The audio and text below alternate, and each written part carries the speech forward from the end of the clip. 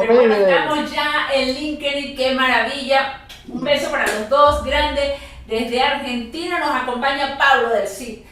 ¿Qué tenemos en común nosotros tres que estamos aquí hoy en este cielo lleno de estrellas? Donde la única que creo que está en la tierra soy yo, porque lo que tengo es puras estrellas invitadas el día de hoy. Tengo dos grandes estrellas y quiero aprovechar para presentárselos a todo mi público. Nuestra estrella invitada es el doctor Pablo del Cid.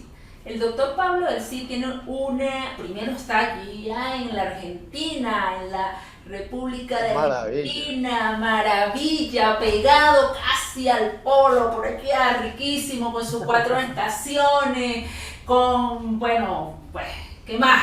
Con Buenos Aires y con Maradona y ahora con el fútbol maravilloso y con toda la historia del fútbol y con todo lo demás, ¿no? Con el tango y para ustedes contar, pero además con una historia espectacular que ya no vamos a aguantárnosla porque yo estoy segura que tenemos mucho que desglosar aquí.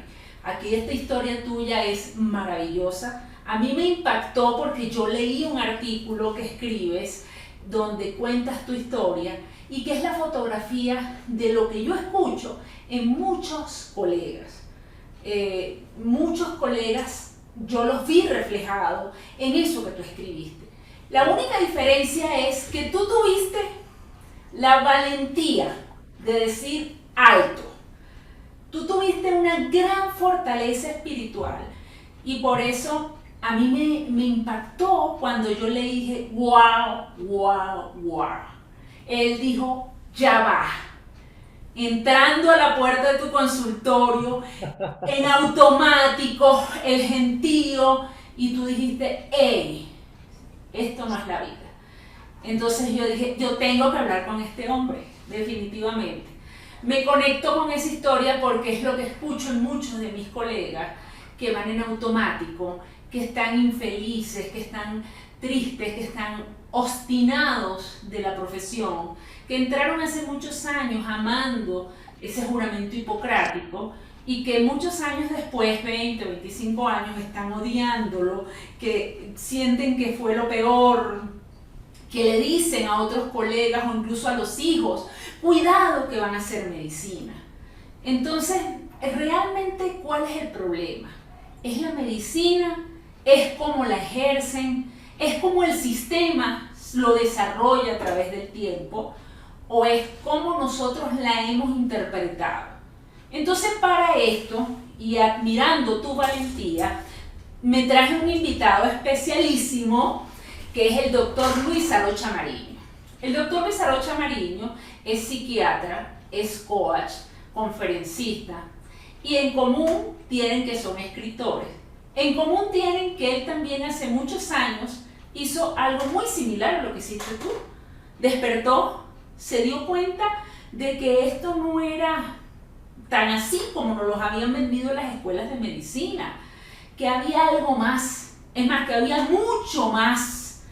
Y él se ha dedicado por muchísimos años al coaching, a la programación neurolingüística, ha creado una escuela de coaching que se llama Coaching Neurocodex, es el padre del Coaching Neurocodex en América Latina, en el Instituto Latinoamericano de Coaching y Terapia, y es el creador del movimiento de medicina ultramoderna, que habla justamente en su esencia de ver la medicina más allá, de ver la medicina mucho más allá de una receta, de un consultorio lleno de enfermos, de ver la medicina como un todo. Cuando yo leí tu historia, yo dije, wow, estamos hablando de gente que está viendo la medicina bajo una visión ultramoderna, que es momento de unir, de descubrir y de mostrarle al mundo. Y que evidentemente la telemedicina, como pieza novedosa o rescatada novedosa, porque novedosa no es, rescatada novedosa, gracias a la pandemia, pudiera ser una estrategia interesante para redefinirla, para reestructurarla y sobre todo para darle un sentido, incluso previniendo este síndrome de burnout tan frecuente en el área de la salud y dándole la oportunidad a los médicos de redimensionar este juramento hipocrático. Para nadie es un secreto, y tú bien lo sabes, este síndrome de Burnout, esta desesperación, este agobio que vivimos muchos de los profesionales de salud.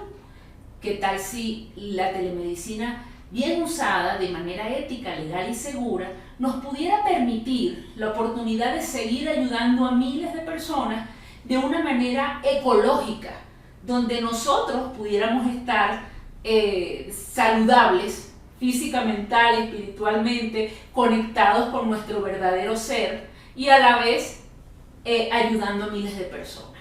Entonces yo dije, Pablo del Cid, Luis Arocha Mariño y la telemedicina, tenemos mucho de qué hablar. Bienvenidos ahora sí. Bueno, muchas gracias, muchas gracias. Entonces cuéntanos un poco, Pablo, cómo empezó, ahora sí, toda esta historia, cómo empezó Pablo a darse cuenta, aquí como que hay gato encerrado, como que el sueño de ese médico, porque todos lo hemos vivido en nuestras escuelas de medicina, el médico, gradúate de médico, hijo, para que seas respetado y los médicos respetados, y ese se vuelve uno.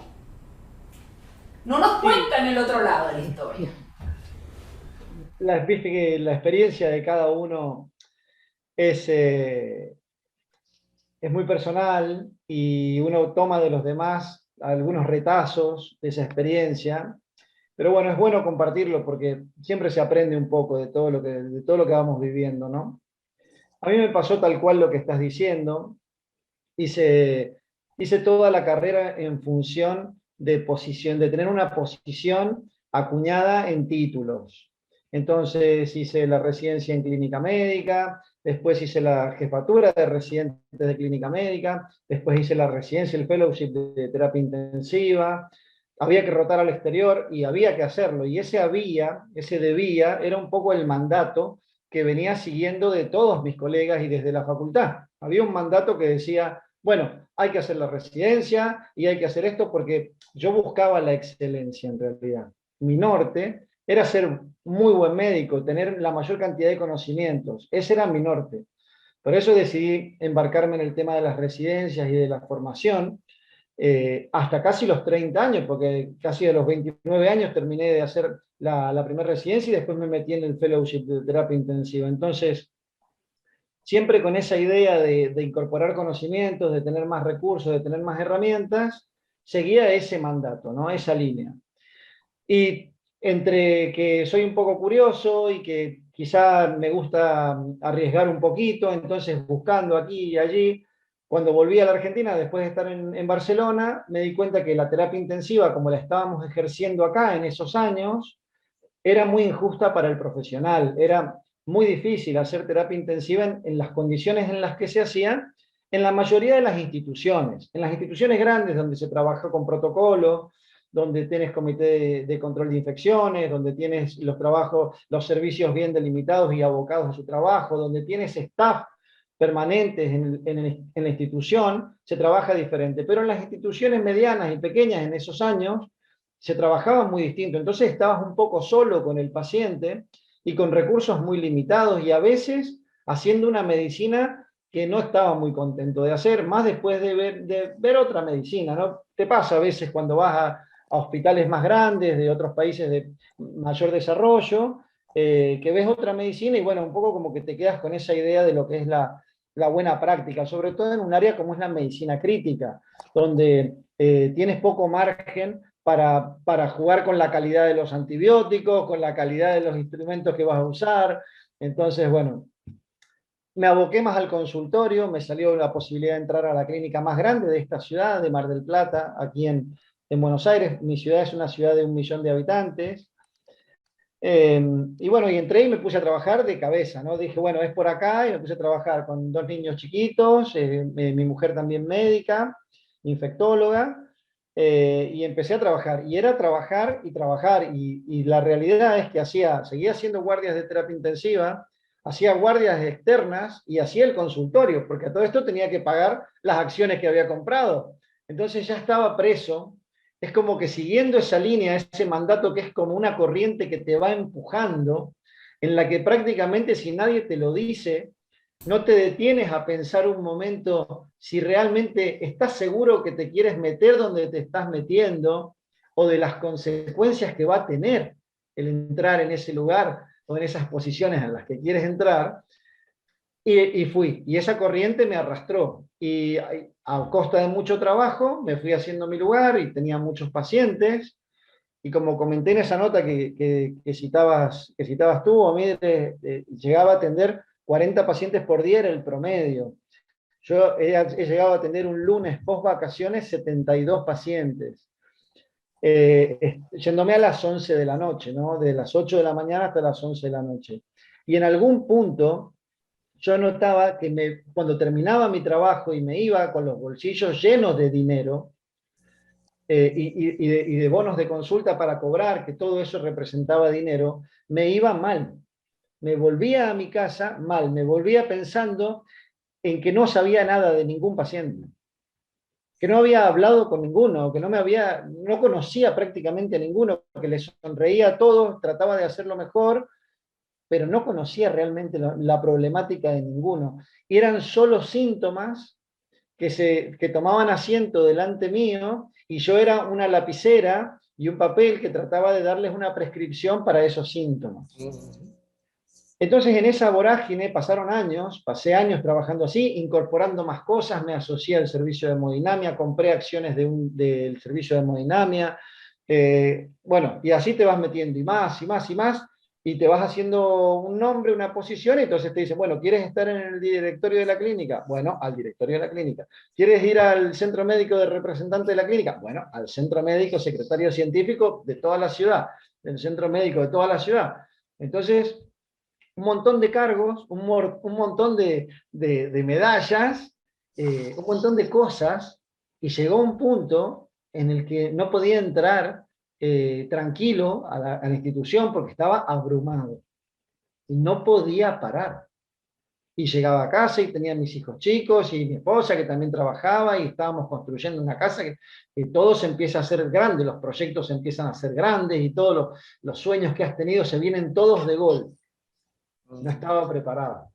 Entonces se me ocurrió la solución mágica a todos mis problemas. Y dije, cuando ese día que entraba al consultorio y que no podíamos abrir la puerta y los pacientes eran las 8 de la mañana y empujaban para entrar y la secretaria, buen día, yo dije, esto no puede ser así. Esto no puede seguir, pensé yo. Yo no puedo estar así. Entramos, todos tomaron asientos, se abocaron al escritorio de la secretaria, yo me encerré en el consultorio, me desplomé en el sillón y dije, yo no soy feliz. Y fue tremendo ese diagnóstico, porque cuando uno asume su infelicidad, asume de cierta manera que ha fracasado el plan que ha puesto en marcha hace tanto tiempo.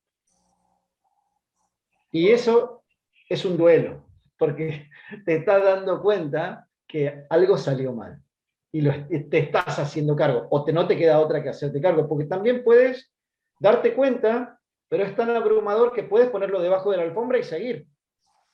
Y hay muchos que lo perciben, lo sienten, saben que algo no está bien, escuchan el ruido por detrás, pero no se detienen, siguen, como hacía yo.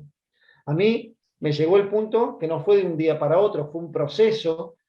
A mí me gusta la gente y me daba cuenta que no conocía a nadie de mis pacientes. Y tenía la suerte que mis pacientes me querían. Y no te digo me adoraban porque sería un acto de vanidad, pero tenía muy buena relación. Pero me daba cuenta que yo no les daba nada de mí. Pero no les daba nada de mí porque yo no estaba en mí. Yo estaba en un rol interpretando un papel que había venido preparando durante toda una etapa de mi vida y que ni siquiera me daba cuenta que lo estaba interpretando. No era yo, era una versión mía, ¿no? Entonces, bueno, y se me ocurrió la idea magistral, digo, ya sé cuál es mi problema. Esta clínica, esto es mi problema, vendo todo. Entonces se me ocurrió vender todo, acciones, consultorio, todo. Mis socios me decían, ¿te volviste loco? No, estoy seguro que es por acá, yo quiero una vida más tranquila, quiero estar relajado, no quiero tener todos estos líos, bárbaro. Bueno, conseguí comprador, vendí todo. Y te lo juro, que al día siguiente de firmar papeles y todo, iba caminando a la tardecita acá cerca de casa y se me vino una idea a la cabeza de qué hice. Porque me agarró una desesperación de decir, ¿cómo voy a rifar todo así? ¿En qué momento? Di un salto, Claro, claro. Un salto al vacío. al vacío, Salto el famoso salto de fe, ¿no? O sea, Claro. lanzaste así. pero A qué edad, Pablo, hiciste eso? 38. 38. Y claro, en ese momento me pareció que era lo mejor, pero con los años, y esto también lo he ido aprendiendo, ese tipo de saltos así, aunque a veces puedan parecer una gran alternativa y muy seductora, no siempre son buenos. Uno puede prepararse de otra manera y uno puede llegar a un estado diferente desde el cual tomar decisiones, sobre todo decisiones tan trascendentes, ¿no? Porque el camino que vino después de vender todo y de supuestamente comprar mi libertad, fue un camino duro, porque las obligaciones siguen estando ahí, porque los chicos siguen estando ahí, porque tienes que pagar las cuentas. No fue un camino fácil. Y el dinero, que parece que de repente es mucho, cuando quieres acordar, a veces se va y haces uno, dos o tres movimientos y a veces dos o tres no salen bien y se va. Entonces, fue un camino duro, un camino de aprender de los errores. Y en ese interín, en esa búsqueda, descubrí, en mi camino se centró mucho en el mindfulness, en la meditación de tipo mindfulness. Me empecé a formar, empecé a practicarlo, me empecé a formar, hice un posgrado en el tema en la Universidad Torcuato Di Tella, acá en Buenos Aires, en Capital Federal, y empezamos después con una psicóloga, colega, amiga, empezamos también formada en el tema a impartir talleres de mindfulness. Y me di cuenta en el año 2014 que era el boom del mindfulness y estaba a pleno, y yo estaba mucho más conectado conmigo. Para empezar, había hecho las paces conmigo mismo, que eso ya es mucho, ¿no? Me había dado cuenta de procesos personales que habían quedado suspendidos en pos de hacer una carrera de médico, de conseguir metas y objetivos que estaban trazados en base a mandatos socioculturales, porque no eran objetivos meditados por mí. Mucho tiempo después me di cuenta. ¿Por qué hay que tener esta casa tan grande? ¿Por qué hay que tener este modelo de coche? ¿Por qué hay que ir 2 veces por año de viaje a los Estados Unidos o a Europa? ¿Por qué hay que ir a esquiar todos los años? ¿Por qué? ¿Por qué hay que tener esta marca? ¿Por qué hay que cumplir con estos estándares? Entonces, bueno, Interesante. en ese trayecto, en ese interín, me di cuenta que el mindfulness y la meditación no es un fin en sí mismo. Es una forma de vida, pero que debe tener otra finalidad. Entonces, en uno de esos viajes, buscando, llegué a la Universidad de Miami, a un summit, al World Happiness Summit, conocí gente muy interesante, es un summit muy simpático, muy lindo, y además muy enriquecedor. Y me di cuenta que felicidad, si bien es una palabra trillada y que a mí me cuesta usarla porque significa cosas diferentes para todos, ese estado de bienestar es a lo que uno tiene que aspirar. Con las herramientas como el mindfulness, como la meditación y otras, el coaching, la psicoterapia, la vida misma, ¿no? Aprender, la curiosidad por aprender de los errores, por aprender a convivir con los errores para empezar. Y bueno, y ahí empecé en el año 2017 a meterme en el tema de lo que es la ciencia de la felicidad, y ya me contacté con gente que estaba en eso, y no hay centros que te formen, excepto en California, el Greater Good Science Center, o en la Universidad de Wisconsin, que está Richard Davidson, que se dedican mucho a lo que es bienestar y felicidad, ¿no? Más específicamente quizá. Pero no hay un posgrado para hacer.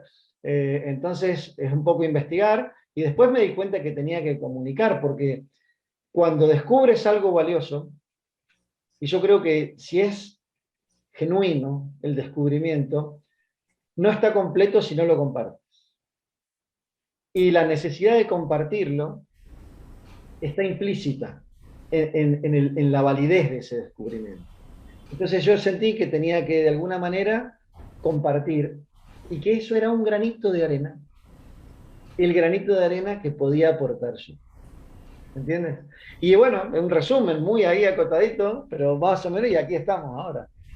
Bueno, y por eso es que estás Bueno, aquí, qué porque bueno. cuando yo leí ese artículo, yo digo, esto tenemos que compartirlo y tenemos que Claro. fusionar toda la maravilla, porque a mí me hizo mucho ruido, bueno, mucho buen ruido cuando yo leí eso y lo conecté con todo lo que Luis Arocha Amarillo nos ha enseñado. Yo he sido alumna de él muchísimos años y siempre platicamos de estos temas y yo dije, clic, el caso clínico ideal de todo, pero él despertó, o sea, él hizo ese clic y yo digo, cónchale, qué maravilla de que el mundo no está perdido.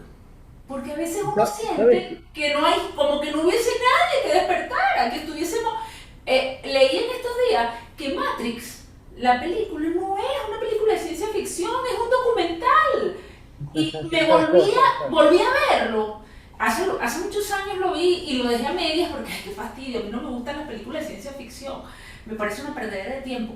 Pero lo vi bajo la visión de documental y no podía pararme de la silla. Y yo dije, pero Dios santo, esto es un documental, es verdad. Y entonces salirse de la Matrix, lo entendí plenamente. Y cuando ¿Sabes leí qué? esto, lo tuyo, y dije, se salió de la Matrix solito.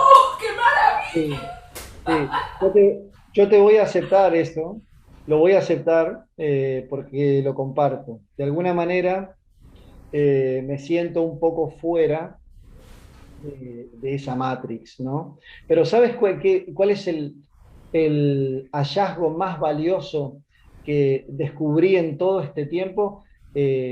Descubrí que podía ser dueño de mi tiempo. Descubrí la propiedad sobre mi tiempo. Y al principio es difícil de manejar, porque cuando tienes tanto ruido en la cabeza, y te encuentras con tiempo, porque paras todo, ese ruido a veces es ensordecedor y buscas taparlo con entretenimiento, actividades, relaciones tóxicas, comida, bebida, salidas, y buscas que se calle, que ese ruido se calle. El problema es que es una fórmula que no da resultado en ningún caso, Es un porque pésimo medicamento. ese Abruma, ruido claro. te Yo abruma, te alcanza. suelo decirle, Pablo, a los pacientes, ¿no? Por ejemplo, fumadores, bebedores, tomadores excesivos de café, etcétera, etcétera. Yo le digo, mire, el problema es que usted ha utilizado unos medicamentos muy malos hasta ahora para tratar de calmar su ansiedad existencial. Entonces, son pésimos medicamentos. Entonces, hay que buscar mejores medicamentos. Claro, Si me permites, Pablo, fíjate, sí, por supuesto. yo tengo esto por aquí, ¿no? Y lo uso para mostrarle a las personas lo que es la vida, ¿no? La vida es una complejidad enorme, ¿no? Y cada uno de nosotros también somos unos seres complejos. Yo te diría un poco también para comentar tu historia con mi historia. Yo he sido un hombre afortunado. Tuve una infancia horrible, terrible. ¿Por qué? Porque yo tuve 3 madres y 3 padres. No te podrás imaginar, ¿no? Que yo era una confusión. Entonces, había mucho amor, pero mucha locura. Y eso me obligó a pensar. Eso me obligó a ser como Harry Potter, a encerrarme en un mundo donde yo tenía que poder buscar la forma de sobrevivir en medio de aquel caos, ¿no? Por eso digo que fui muy afortunado, sigo siendo afortunado. ¿Por qué? Porque entonces me empezaron a interesar todas las cosas.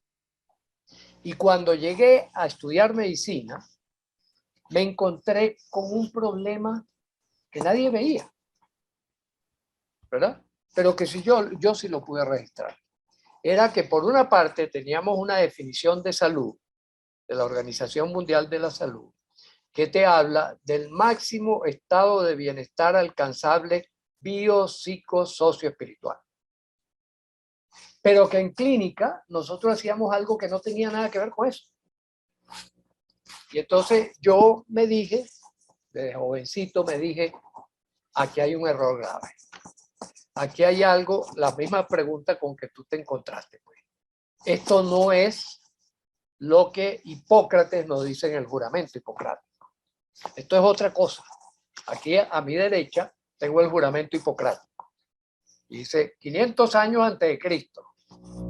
¿Ya? Y el juramento hipocrático, fíjate, esto es bien interesante. Comienza en primer lugar hablando de los dioses. Por supuesto, ya al día de hoy nadie cree en Apolo, ni en Esculapio, ni en Igea, ni en Panacea. ¿Verdad? Pero seguimos teniendo dioses. Es decir, seguimos teniendo esperanza, seguimos teniendo una dimensión de trascendencia más allá de nosotros. Por eso me parece una belleza. Yo creo que el juramento hipocrático hay que conservarlo tal como lo dijo Hipócrates, aunque tengamos que hacerle ajustes, digamos, de tipo práctico. Eso es lo que diría yo. En vez de hablar de Apolo, yo puedo hablar de Jesucristo, puedo hablar de Mahoma, puedo hablar de Jehová, puedo hablar de lo que yo quiera. Puedo hablar de la naturaleza, como habló Spinoza. ¿Ya? Entonces, ese punto de partida es importantísimo para cualquier cosa que uno haga. Y entonces lo tomamos, como decía Omidre, como punto de partida también de la continuación de la medicina. Porque, ¿qué es lo que ocurre? Bueno, toda esa curiosidad me llevó a que yo estudiara filosofía. Yo estudié medicina y estudié filosofía. Y después estudié filosofía de la ciencia, es decir, lo que se llama epistemología.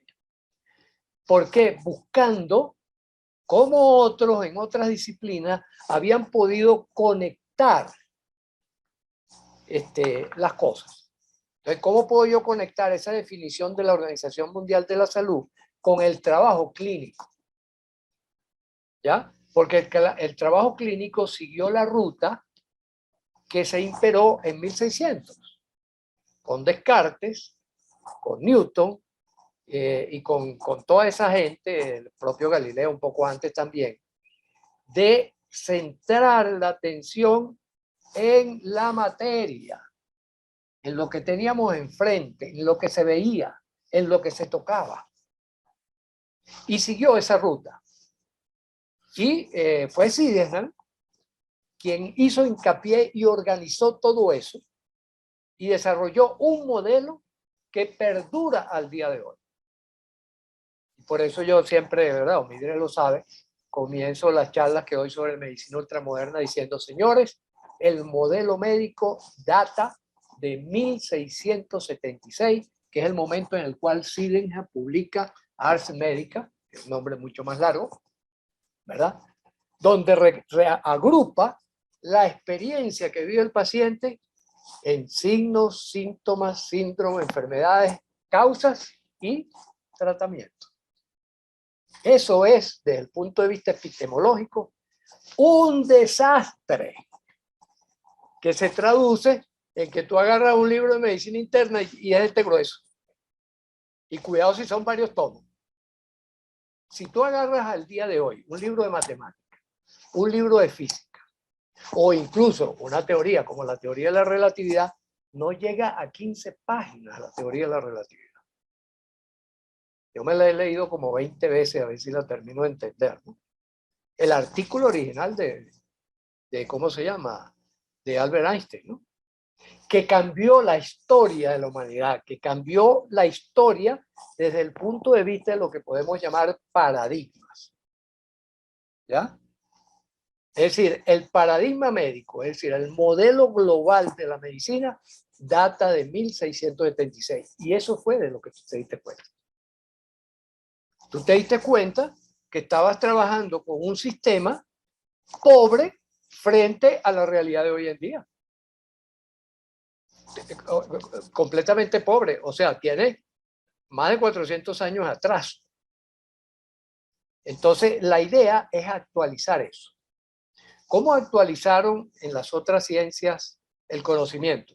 Por ejemplo, Newton, ¿qué hizo? Redujo a 3 leyes el movimiento de los planetas, ¿verdad? Y la atracción de los cuerpos unos con otros. Charles Darwin redujo toda la biología a un proceso evolutivo. Albert Einstein redujo toda la cosmogonía a un elemento de un tejido, de una red, donde hay cuerpos que se posan sobre ella.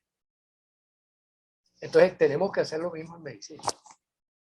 El reto que tenemos por delante en este momento es hacer eso con la medicina. Y en eso hemos estado dando pasitos, ¿verdad? Omeidre ya conoce, por ejemplo, esto que llamamos neurocódex, que es la sigla de neurocodificación de la experiencia humana, que es precisamente una epistemología, metodología para abordar el caso médico. ¿Ya? Es decir, para reducir a un conjunto de leyes universales lo que pasa en nuestros cuerpos y en nuestras mentes también. Porque una de las consecuencias de eso es que cuerpo y mente ya sabemos que son la misma estructura, ¿verdad? Y por ejemplo, el eje ¿cómo se llama? Cerebro, hipotálamo, glandular, también está muy determinado. Y ya tenemos la teoría de la inflamación. Y ya tenemos la teoría del sistema inmunológico. Y ya tenemos la teoría de la microbiota. Entonces, si nosotros casamos todo eso, vamos a simplificar no solo el conocimiento, es decir, no solo el diagnóstico, sino que vamos a poder mover pronósticos y vamos a poder hacer intervenciones terapéuticas mucho más precisas, mucho más elegantes, mucho más hermosas. Y ¿cómo se llama? Y entonces la medicina va a entrar en el mundo de la ciencia, porque todavía está en la puerta. Todavía no la dejan pasar al templo de la ciencia. Un momentico, espere ahí, usted todavía no llena el requisito. Usted todavía está en una etapa taxonómica. Usted está en una etapa en que la medicina es una ferretería y tenemos que convertirla en una constructora. Entonces, elementos como lo que tú señalabas, el mindfulness, las teorías de la felicidad, que por cierto nosotros tenemos lo que llamamos el FLAP, que es felicidad, libertad, esos dos elementos también los casamos, así como Einstein casó espacio-tiempo, nosotros casamos felicidad y libertad como una sola variable debido a la hibridación que ocurre entre esos dos términos, ¿no? Que es una experiencia interior. No es exterior, es interior. Entonces, por eso, a través del mindfulness, a través de las distintas formas de meditación, a través de la hipnosis, nosotros podemos acceder a ese espacio. ¿Sí? Entonces, fíjate por dónde vamos, Cid Campeador, porque tú eres el Cid Campeador. Es decir, tú eres un caballero que salió cual Quijote a enfrentarse contra los molinos del viento de una medicina congelada, artrítica, paralizada. Un avance interesante fue la medicina basada en evidencia. Yo le digo a la gente me dice, ¿tú criticas mucho la medicina basada en evidencia? Yo le digo, no, lo que estoy es haciéndola avanzar. Lo que yo planteo es que la medicina basada en evidencia se tiene que mover, adquirir lo que se llama la diacronía, el movimiento de evolución, ¿no? Y avanzar en ese sentido. Que por supuesto, todo esto uno puede imaginar ya hacia futuro, que va a cambiar va a cambiar la semiología, va a cambiar la clínica, va a cambiar la terapéutica. Hoy precisamente una viejita que fui a ver, tiene 86 años, y lo que pasa es que es vecina de un señor que tenía un deterioro cognitivo, que no reconocía quién era, que no controlaba esfínteres y que tenía que tener una enfermera a su lado hace 3 años atrás. Y bueno, por alguna razón me contactaron. Ese señor está completamente consciente, la gente habla con él y dice, Oye, pero este señor no se le nota nada. Lo único que tiene es que todavía su atención es un poquito dispersa. Eso en 3 años de tratamiento con nosotros. ¿Por qué? Porque hicimos un enfoque integral. Porque no dejamos, ¿cómo se llama? Pieza por fuera. Abordamos de manera integral. Entonces él hace meditación, él hace ejercicio físico, él tiene una dieta saludable, ¿no? Y ha venido avanzando con todo eso. Y además le pongo tareas, le pongo trabajo, le pongo lectura, hago psicoterapia con él. Entonces, todo eso es una nueva visión de la medicina, ¿no? Por ejemplo, en mi caso, en mi especialidad, que yo le digo a la gente, mi especialidad al día de hoy es no especializarme. Pero bueno, tengo la etiqueta de psiquiatra. Entonces, cuando la gente me ve, tú eres psiquiatra. No, entonces están los famosos DSM. Tú conoces las clasificaciones, continuación del trabajo de Sider. Entonces yo le digo, mire, eso es una antiguaya. Eso no sirve para nada. Sirve únicamente para que nosotros podamos comentar en los congresos acerca de qué estamos hablando, pero para más nada. Desde el punto de vista clínico, desde el punto de vista terapéutico, no tiene ninguna utilidad. Entonces, ¿qué es lo que hay que hacer? Mover. Los diagnósticos son dinámicos. Es decir, hacia dónde se está moviendo este consultante y hacia dónde quiero yo que se mueva. ¿Ya? Entonces, fíjate, este paradigma implica que el proceso salud-enfermedad sea visto como un continuo, como un baile, como un viaje en que nosotros vamos en la vida. Así como tú has contado acerca de tu viaje, ¿verdad?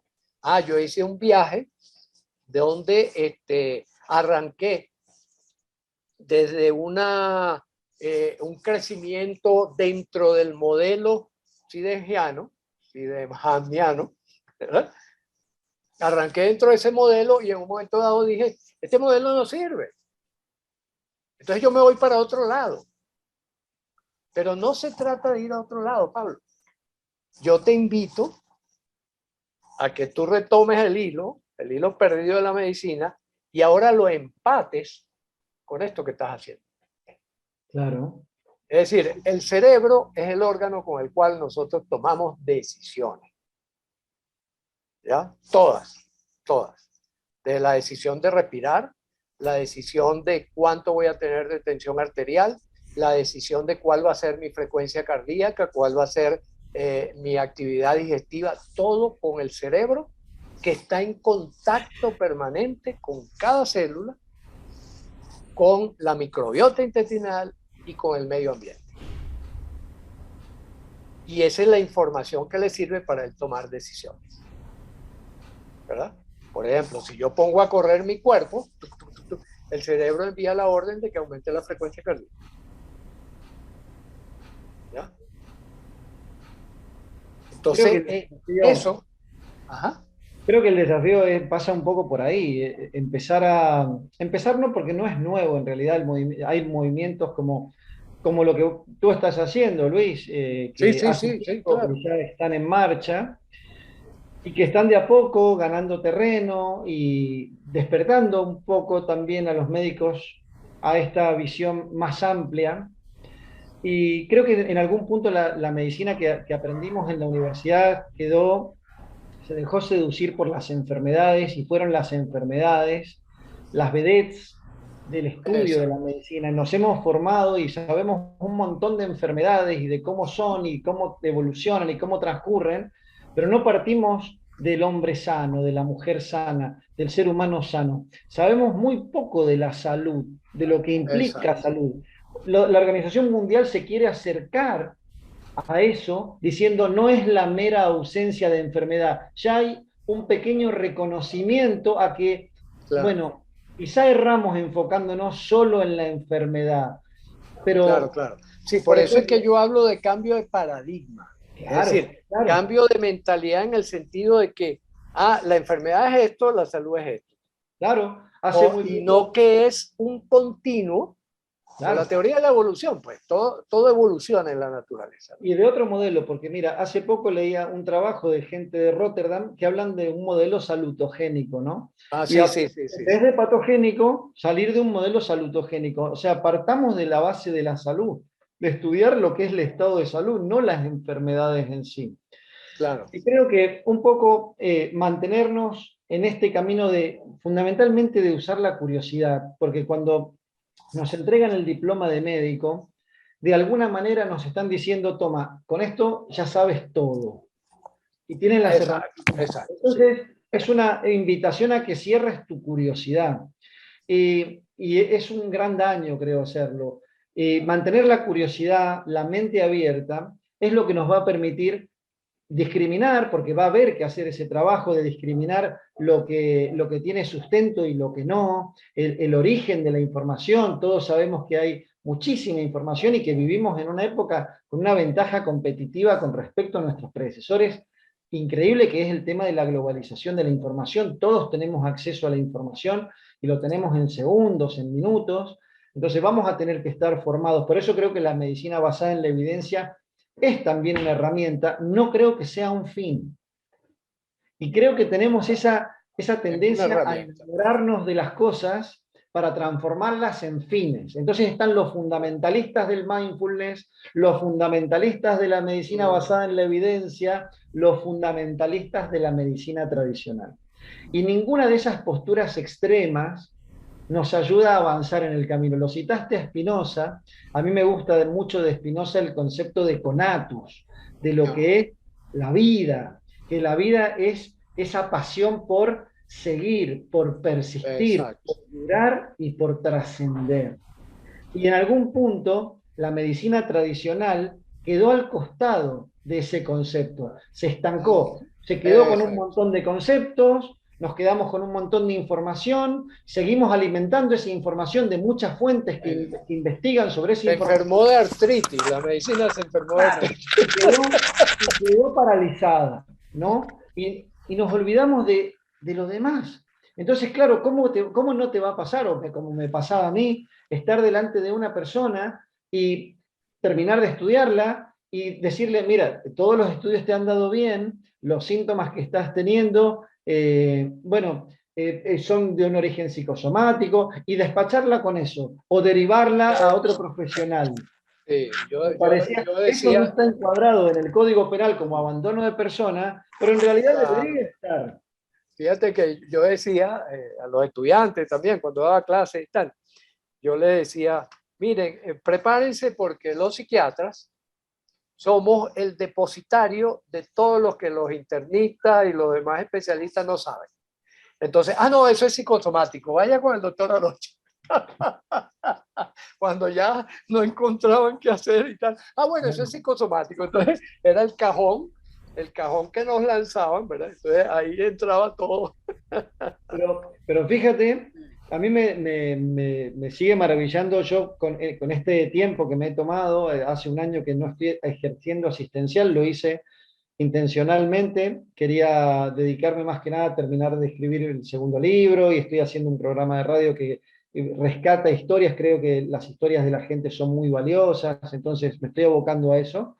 Y bueno, y Omidre sabrá, también me metí en el mundo de la telemedicina en el 2017 y fundamos Médicos Online acá en nuestra ciudad y tenemos la posibilidad de acercar esa tecnología a la gente, y haberlo podido hacer durante la pandemia ha sido para nosotros motivo de orgullo.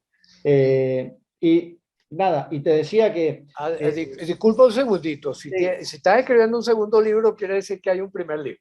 Sí, sí, sí. ¿Cómo me pongo en ese Que, primer libro? Ok, entrénate para ser feliz. Oye, vale. el concepto del libro... Ok, lo voy a buscar, Pablo, lo voy a buscar. Mira, el libro yo lo considero una invitación, porque uno dice, todos te dicen, pero Pablo, has escrito un libro y vas a escribir otro, sí, voy a escribir otro, qué bueno. Pero el libro no es más que una invitación a que seas parte de la solución y no solo parte del problema Claro. en tu vida. Y que sepas que no necesariamente tienes que ir al médico o al psicólogo o al psiquiatra o al clínico para empezar a hacer algo por ti. Claro. Para que sepas que hay recursos que los puedes poner en práctica todos los días, que son baratos porque no tienes que pagar nada, porque ya los tienes, porque no tienes que pagar nada por respirar. Solo que tienes que hacerlo bien. Exacto. Porque no tienes que Exactamente. pagar nada por estar un rato sentado contigo.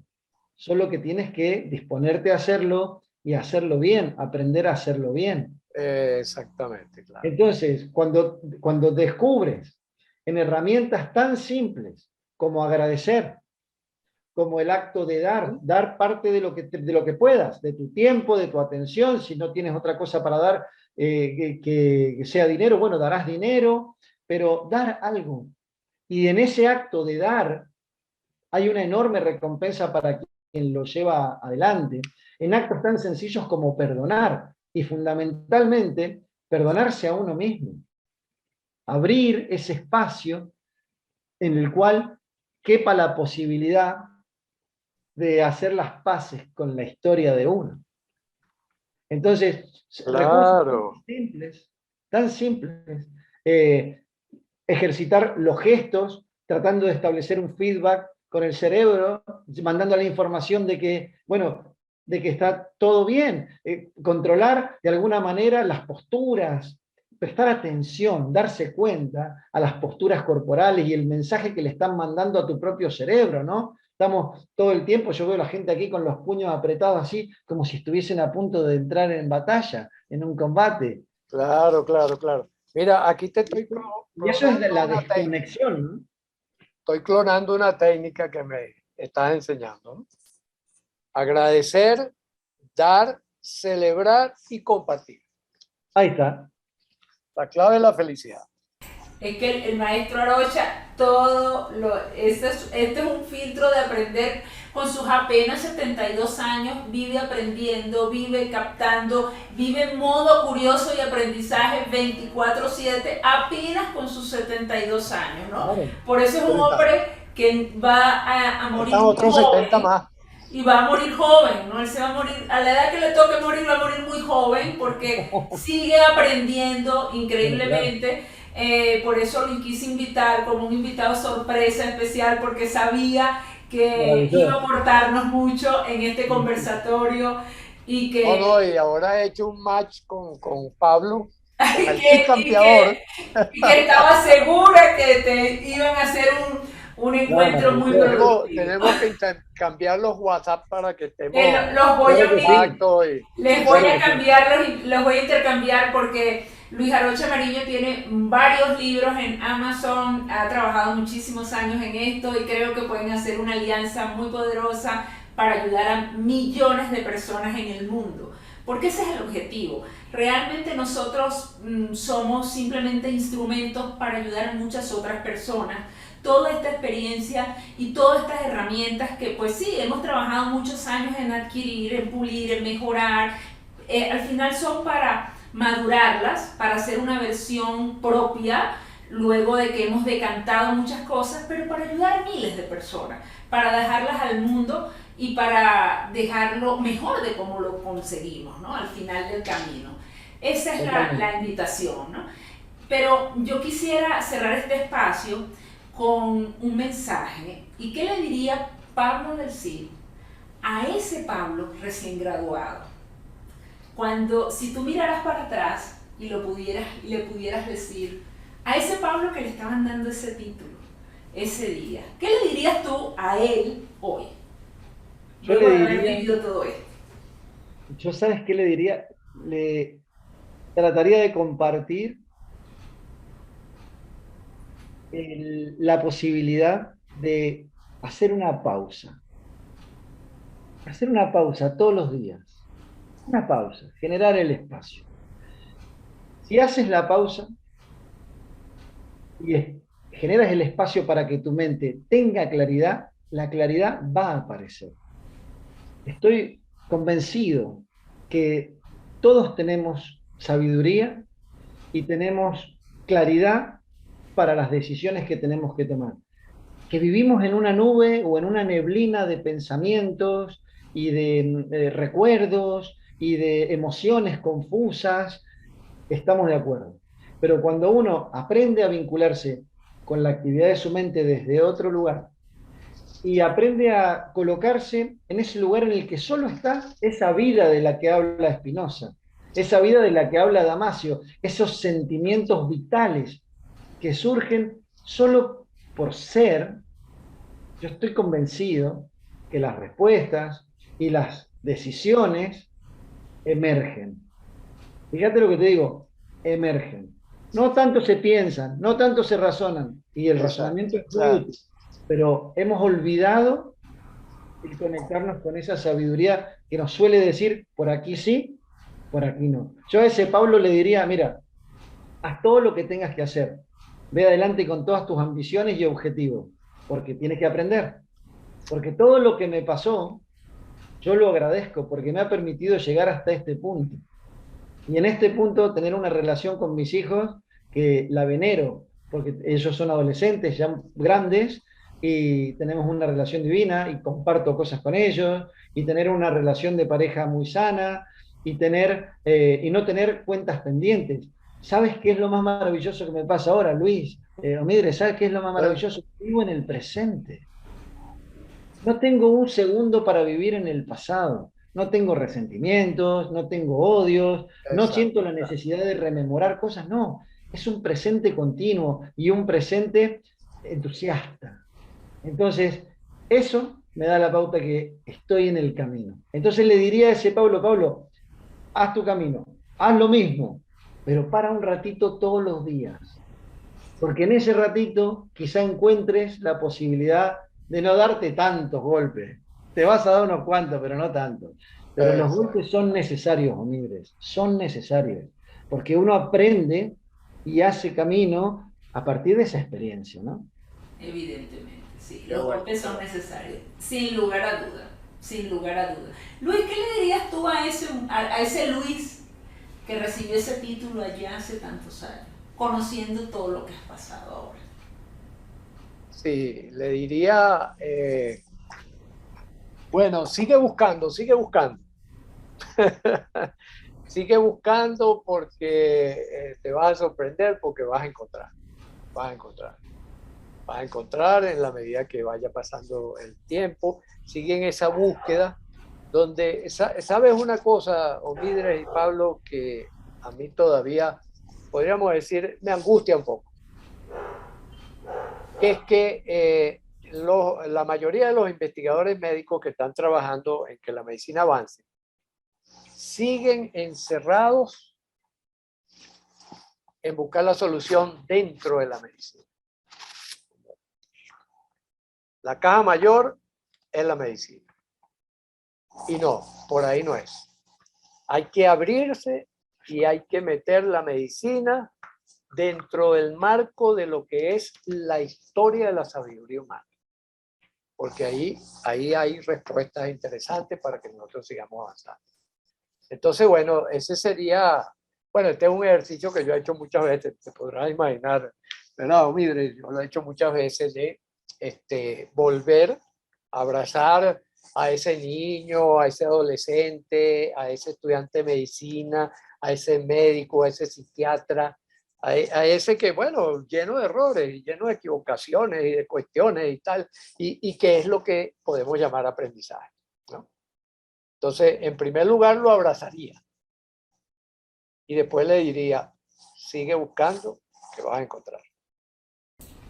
Bueno, seguimos todos en la búsqueda de eso, de ese espacio. Entonces la invitación es que todos nos tomemos un espacio. Yo estoy muy de acuerdo en que tenemos que vivir una búsqueda permanente, escuchar esa intuición. Yo realmente soy también muy de escuchar esa voz interior que te habla y no dejar que ese ruido externo te apabulle. A veces callarlo y escuchar, dejar gritar esa voz interna que tenemos.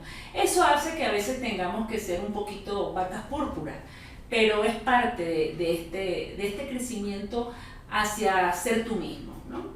Y este proceso es muy rico, es bien sabroso. Yo siempre me he catalogado vaca púrpura y me siento muy feliz de ello, Me preocupa cuando estoy haciendo todo lo que todo el mundo hace. Me siento, no me siento cómoda realmente.